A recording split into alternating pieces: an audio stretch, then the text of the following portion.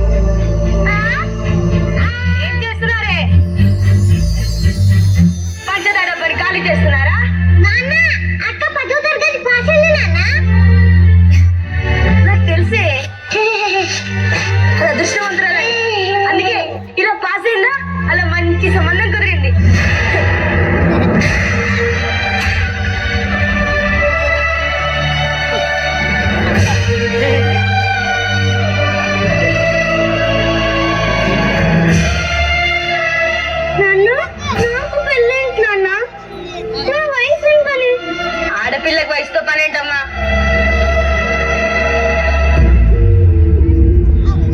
మనసుతో కూడా పని లేదా నాన్న?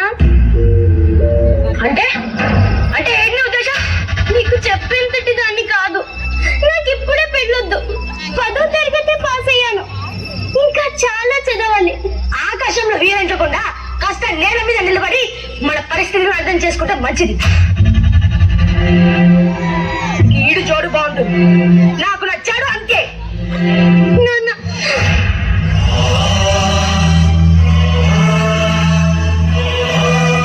అక్క, నా జీవితం అయిపోయింది. అది నాకు కనిపిస్తుంది. కనీసం నువ్వైనా బాగా చదువుకో. ఏడవక అక్క, నాకు ఏడుపు. ఏడవడం తప్ప నాకు ఇంకేం మిగిలింది? ఏడ్చి పెడపప్పులు పెట్టి నా పరువు రోడ్డు మీద పెట్టకండి. 3 ముళ్ళేట వేయించుకొని నా పరువు నిలబెట్టి సంగతి తెలుసుగా.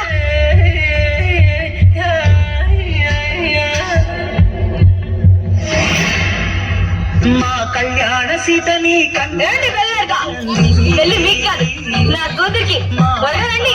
తల్లిని దీవించి వెళ్ళదండి. ఈ మాటగా మాట చెప్పుకోవాలి గాని పెళ్లికి ఎంత బాగా చేస్తున్నారు. అవునే ఈ బొంతే పసిపిల్లని తీసుకొచ్చి పెళ్లి చేస్తున్నారు. ఎవ్వరికి అది పట్టదు.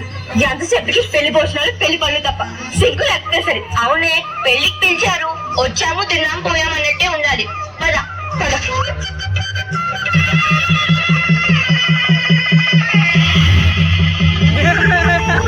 గీత, నా బ్యాగ్ తీసుకురా.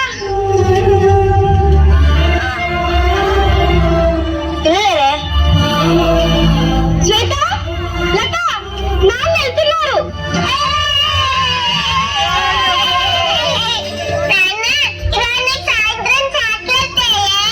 అలాగేనమ్మా. ఏంటి ఆడుకుంటూ ఉండండి, నేను సాయంత్రం వచ్చేటప్పుడు చాక్లెట్స్ తెస్తా. ఓకేనా? బాయ్. ఆడుకోండి. ఏమండి, ఒక్క నిమిషం. కాలేజ్ లో అడ్మిషన్ సంగతి కనుక్కుంటా అన్నారు. చాలా రోజులు నేను అడుగుతున్నానండి. ఆఫీస్ పని మీద ఎలాగో సిటీకి వెళ్తున్నా కదే, కాలేజ్ అడ్మిషన్ తీసుకొని వస్తా. ఓకేనా? బాయ్. ఇప్పుడు చదవండి అన్న పిచ్చ నీకు. చదివి ఎవరినో ధరిద్దామనో. జాబ్ చేస్తా.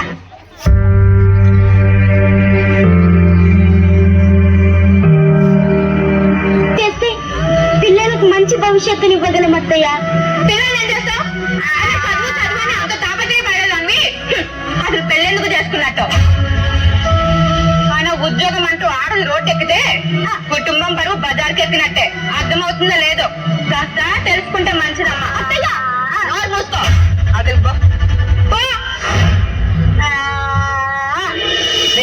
దీని గొడవ ఎప్పుడు ఉండేదే కదరా. వెళ్ళు. అమ్మా నీకేం తెలియదు, నోరుకో.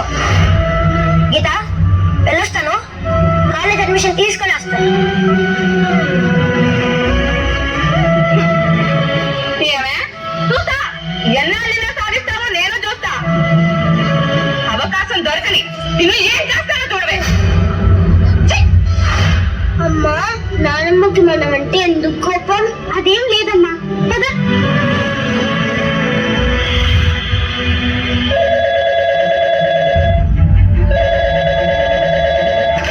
హలో హలో, మేము గాంధీ హాస్పిటల్ నుంచి మాట్లాడుతున్నాం.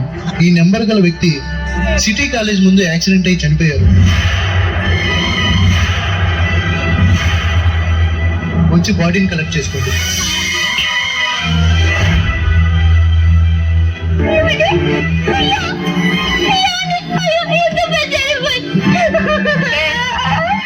ఏమైంది? ఎందుకలా నట్టింట్లో సోకాలు చేస్తున్నావు? అత్తయ్య, కాల్ చేసి రోడ్ దగ్గర రోడ్ యాక్సిడెంట్ అయి చనిపోయారంట అత్తయ్య.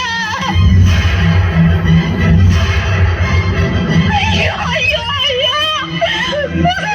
ఇది ఎంత పని చేస్తావే? చదువు చదువు అంటూ వాళ్ళు పొట్టలు పెట్టుకున్నావు కదా, నీ చదువు చదువు కాదు. బాగుండదు కదా, అయ్యో!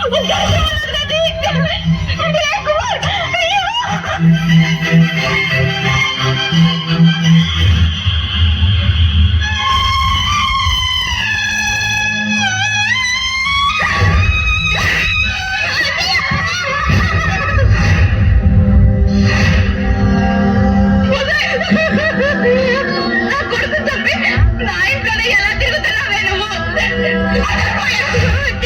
నా కొడుకుని మింగేసిన తిమింగలమే నువ్వు. వాని నిప్పులో కాల్చేసి ఇప్పుడేమో పెట్టుకుని వారి దగ్గర దీపం వెలిగిస్తున్న సిగ్గు లేకుండా బయటకు పోవే నువ్వు.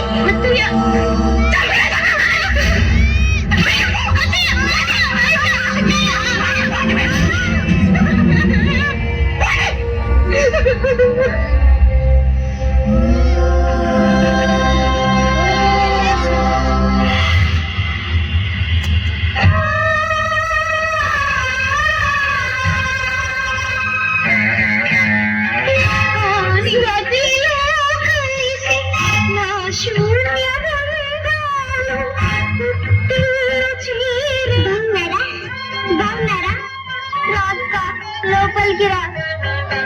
నాన్న ఉన్నాడు. ఏంటమ్మా?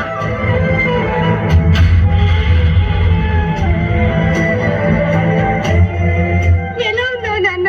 ఏదో ఉన్నాలే అమ్మా. బతికిలు అయిపోయిందని బాధ, ముగ్గురిని పోగొట్టుకుని దురదృష్టం, నీ చెల్లెలి పెళ్లి అవ్వనిస్తుందో అని భయం. మధ్య తరగతి తండ్రి ఇలాగే ఆలోచిస్తాడు. ఇప్పుడు ఇవన్నీ ఎందుకు నాన్న? అక్కి పరిస్థితులుంటే మీకు తెలియాలి, మీరేం చిన్న పిల్లలు కాదు కదా, లేకపోతే రేపు నింద నా మీద వేస్తారు. నువ్వు చాలా తెలివిగా మాట్లాడతావు నాన్న. సూటిగా మాట్లాడుతున్నాను నువ్వు అనుకుంటావు, కానీ ఆ మాటలు ఎదుటి వాళ్ళ గుడ్డల్ని బద్దలు చేస్తున్నాయి నాన్న. భయపడాల్సింది నేను. భర్తను పోగొట్టుకుని అత్యంత గెంటేయబడి ఇద్దరు పిల్లలు పెట్టుకుని ఎలా బ్రతకాలా అని భయపడాల్సింది నేను. బాధపడాల్సింది నేనే. ఆ రోజు చదువుకోవాలని ఆశ ఉండి నీ మాట కోసం తల వంచినందుకు బాధపడాల్సింది నేను. నీ జీవితం నాశనం చేసింది నేనేనట. నీ కర్మకి ఏమన్నంటే ఏమొస్తుంది? పెళ్లికి వచ్చిన కూతుర్ని ఇంట్లో పెట్టుకుంటే అప్పుడు ఈ రజనం నా మొహం మీద. ఏంటి నాన్న ఇదంతా? ఊరుకో. నీకేం తెలీదు. నోరు మూసుకోండి, పట్టుకెళ్ళు. ఎలా? ఇప్పుడు చెప్తున్నా, నీ చెల్లి పెళ్లి కూడా చేసి నా బాధ్యతను తీర్చుకున్నామంటే నాన్న, ఎలాగో నా జీవితం పలైపోయింది. కనీసం దాన్నైనా చదువుకొని నాన్న, నీ దండం పెడతా నాన్న. నీతో నీతులు చెప్పించుకునే స్థితిలో లేదు. దాని పెళ్లి నిర్ణయం చేశాను అంతే. నాన్న,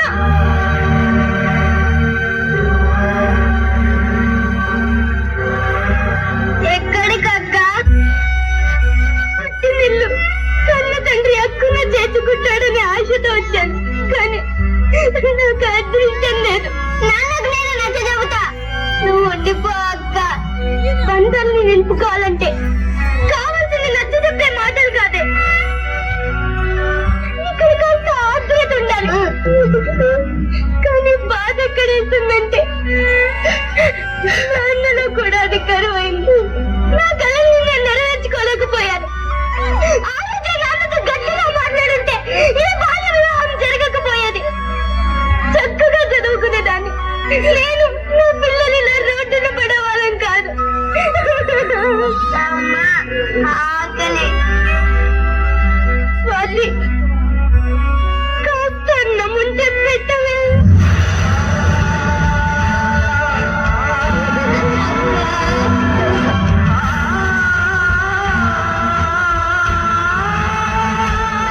వెరీ సారీ అక్క, అన్నం తిన్నావా అని కూడా అడగలేదు. ఇప్పుడు వస్తా. వెళ్ళండి, కూర్చోండి. అన్నం కొంచెమే ఉందక్క, పిల్లలకు తినిపించు. నేను ఇప్పుడే బజారుకి వెళ్ళి సరుకులు తీసుకొచ్చి వంట చేస్తా. వెళ్ళొస్తా. బాయ్.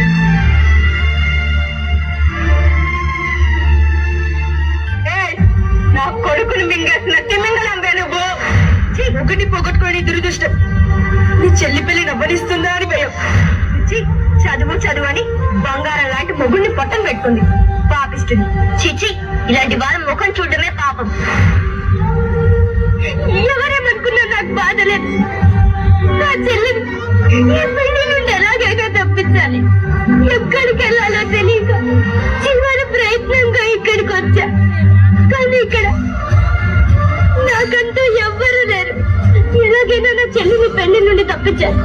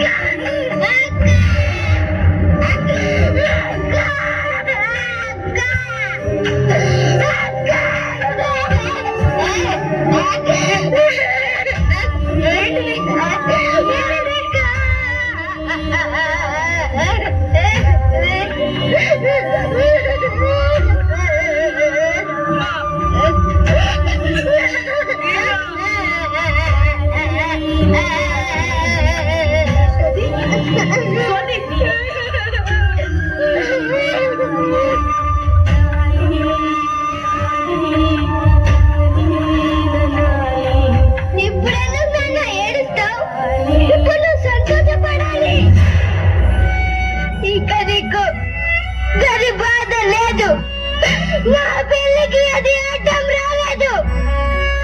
అది ఎప్పుడు జరగలేదు నాన్న.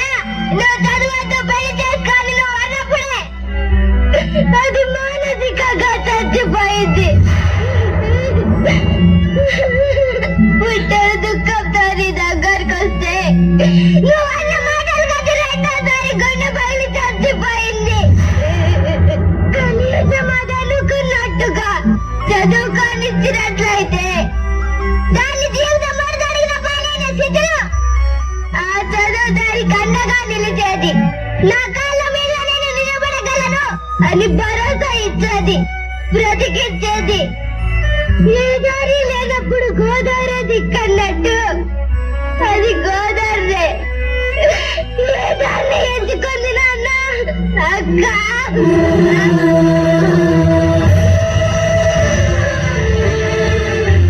మరువులు చింతకుంటున్నాను అనుకున్నాను కానీ ఇలా బాల్య వివాహాలు చేసి ఆ మరువుని పిచ్చి పడేసి కాళ్ళు తిరిగి చేసి తెలుసుకోలేకపోయాను.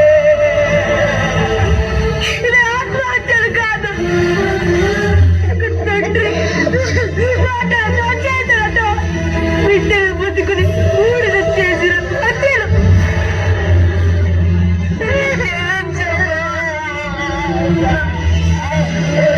ఆడపిల్లల్లో చదువుకోవాలనే ఆశల్ని చిరివేసి వారి శరీరాల్ని శక్తి సామర్థ్యాల్ని నిర్వీర్యం చేసి చివరికి జీవితాల్ని కబలించి బలిపశువుగా మార్చే ఆచారం బాల్య వివాహం. ఈ 21వ శతాబ్దంలో కూడా బాల్య వివాహాలు జరుగుతూ ఉండడం విచారకరం. వీటిని ప్రతి ఒక్కరూ ఖండించాల్సిన అవసరం ఎంతో ఉంది. ఆలోచించండి.